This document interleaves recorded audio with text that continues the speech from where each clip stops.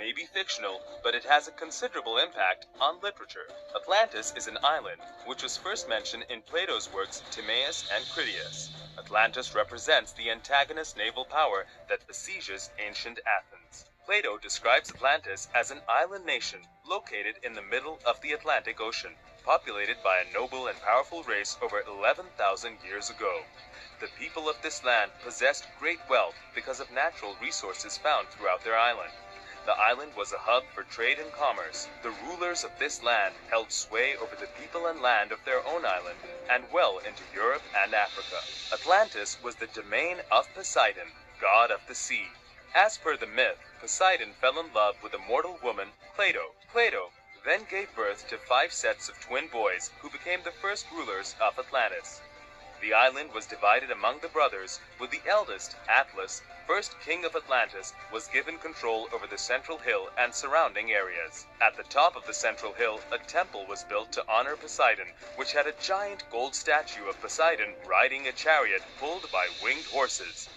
It was here that the rulers of Atlantis would come to pass judgments, discuss laws, and pay tribute to Poseidon. For generations, the Atlanteans lived simple, virtuous lives. But slowly they began to change. They became greedy and powerful. As the Atlanteans grew powerful, their ethics began to decline.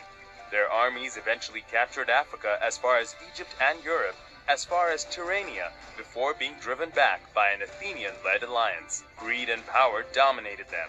When Zeus saw the immorality of the Atlanteans, he gathered the other gods to decide a suitable punishment.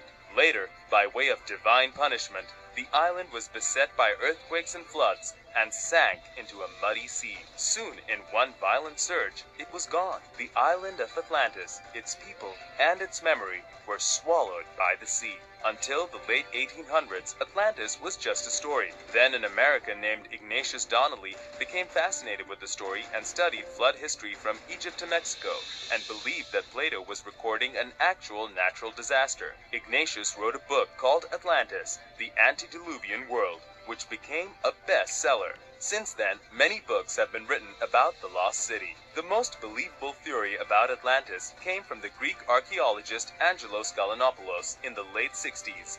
He theorized that around 1500 BC, a massive eruption from a volcano ripped apart the island of Santorini in the Mediterranean and probably wiped out most of the civilization on the Greek islands and regions of Greece. Angelos suggests this disaster is the one that sank Atlantis.